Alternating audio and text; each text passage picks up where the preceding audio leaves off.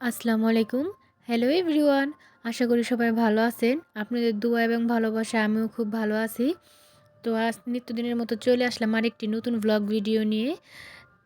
আজকের ভিডিওটা সকাল থেকেই শুরু করলাম। এখন বাজে ৬টা ৪০। তো আজকে সকাল সকাল আমার মেয়েটা উঠে গেছে। তো সকালে অনেক ঠান্ডা পড়ে, তাই আমি আমার মেয়েকে কাপড়-চোপড় পরাই দিতাছি। কাপড়-চোপড় পরাই দিয়ে আমি আমার দেবরের সাথে ওকে ঘুরতে পাঠাই দিব। আমার একটু কাজ আছে। তো আমার মেয়েটা ওর কাকুর দিকে চায় আছে যে কাকুর সাথে ঘুরতে যাবে। ও আবার ওর কাকুকে অনেক পছন্দ করে। তো এই তো মেয়েটা ঘুম থেকে উঠছে, তাই ওর মুখটা একটু পরিষ্কার করে দিতেছি। বাচ্চা মানুষ মুখের ভিতরে হাত দিলেই বিরক্ত হয়ে যায়। তো শীতের দিন মুখে ক্রিম না দিলে মুখটা ফেটে যাবে, তাই মুখে ক্রিম দিয়ে দিলাম। তো এখন ও চলে যাবে ওর কাকুর সাথে। একটা হাই দাও। যাও। তো আমার মেয়ে চলে গেল কিছুক্ষণের জন্য, জানি না কতক্ষণ থাকবে। এইদিকে আমি আমার কাজ সেরে নেব। সকাল সকাল ঘরের কাজ না সারলে মনে হয় সারাদিন ঘর এলোমেলো হয়ে থাকে। তো আজকে আমি আমার বেড কাভারটা চেঞ্জ করব।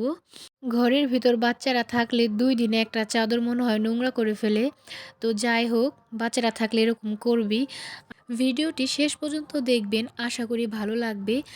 আর ভালো লাগলে অবশ্যই আমার ছোট্ট চ্যানেলটি সাবস্ক্রাইব করে পাশে থাকবেন। আর যাদের ভালো না লাগবে তাদেরকেও বলতেছি, দেখতে থাকেন, দেখতে দেখতেই ভালো লাগা হয়ে যাবে। আর যারা আমার ইতিমধ্যে আমার চ্যানেলটি সাবস্ক্রাইব করেছেন তাদেরকে অসংখ্য অসংখ্য ধন্যবাদ। অফ ক্যামেরা আমি আমার মেয়ের জন্য সুজি বসায় দিয়ে আসছি, আর আমি কাপড় কিছু ভিজিয়ে রেখে আসছি। কাপড় ধোবো একটু পরে, কিছু নোংরা কাপড় ছিল। আর আমার মেয়েও চলে আসছে। আর আমি যখন কাজ করি তখন আমার মেয়ে আমার পাশেই বসে থাকে। এখানে আমি বালিশের কাভার ঠিক করতেছিলাম, আমার মেয়েও আমার পাশে দেখে এসে বসে একবার একবার শুয়ে পড়ে। তো বাচ্চারা এমন করবেই। এখন আমার রুমটা আমি পরিষ্কার করে ঝাড়ু দিয়ে নিব। ঠান্ডার কারণে মেঝেতে মনে হয় জুতা ছাড়া পা ফেলাই যায় না। তো আমার ঘর ঝাড়ু দেওয়া হয়ে গেলে এখানে আমি একটা মাদুর পাটি বিছিয়ে দিব। কারণ আমি আমার মেয়েকে বেশিরভাগ সময় নিচেই বসায় রাখি। কারণ উপরে উঠায় রাখলে বাচ্চা মানুষ কখন পড়ে যায় ঠিক নাই। তার জন্য আমি ওকে বেশিরভাগ সময় নিচেই রাখি।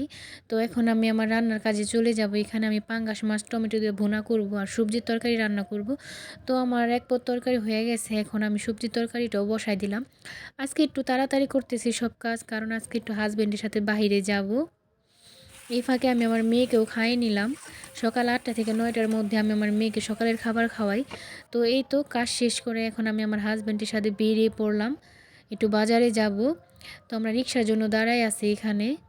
বাজারে আমাদের একটু কাজ আছে, আর কিছু টুকিটাকি কেনাকাটাও করার আছে তার জন্য। তো আমরা রিক্সাও পেয়ে গেলাম, এখন রিক্সা উঠে চলে যাব। বাড়ির পিছন সাইডে মেলা হচ্ছে, তাই একটু কথা বলতে সমস্যা হচ্ছে। তো যাই হোক, গাড়ি থেকে নামতেই দেখলাম কদবেল। তো ২টা কদবেল কিনে নিলাম এখান থেকে আমরা। তো হাজবেন্ড বলল, চলো কাজ যেহেতু শেষ, তো তোমাকে নদীর পাড়ে একটু ঘুরাই নেওয়া যায়। তো আমরা মেয়েগুলো নদীর পাড়ে একটু ঘোরার জন্য চলে গেলাম। তো যখন গেছি তখন অনেক পানি ছিল, এখন তো পানি শুকাই গেছে। এটা বেশ কিছুদিন আগের ভিডিও। তো এখানে আমাদের ঘোরাঘুরি হয়ে গেলে আমরা একটু চলে যাব হালিম খাইতে। এই পর্যন্ত আমি যত হালিম খাইছি আমার কাছে মনে হয়েছে আমাদের হলের বাজারের হালিমটাই বেস্ট ছিল। ওইটা সন্ধ্যার পরে বসে।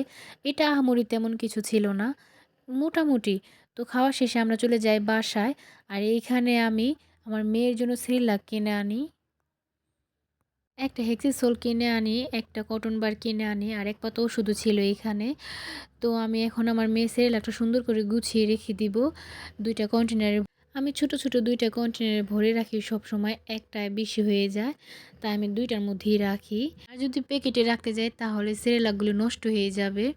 আর এটা খাওয়ালে বেশি দিন থাকেও না, ১ সপ্তাহে শেষ হয়ে যায় ১ প্যাকেট সেরেলাক। তো যাই হোক, এখানে আমি আমার মেয়ের জন্য ডাইপারও কিনে আনি। তো এই তো, আজকে ছোট্ট মিনি ব্লগটি এই পর্যন্তই ছিল। কার কাছে কেমন লাগলো অবশ্যই কমেন্ট করে জানাবেন। আল্লাহ হাফেজ।